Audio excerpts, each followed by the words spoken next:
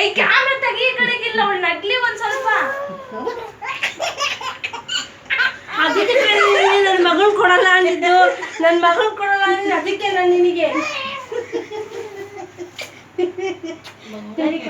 ಅಲ್ಲ ನಾನೇನು ಮಾಡಲಿಲ್ಲ ಕಣೆ. ಇಲ್ಲೋಡೆ ನೋಡು, ಅವಳಿಗೆ ತಿನ್ನಕ್ ಕೊಡ್ತೀರಾ ಅಂತ ಅವಳು ಅವಳು ಹೋಗ್ತಾ ಇದ್ದಾಳೆ.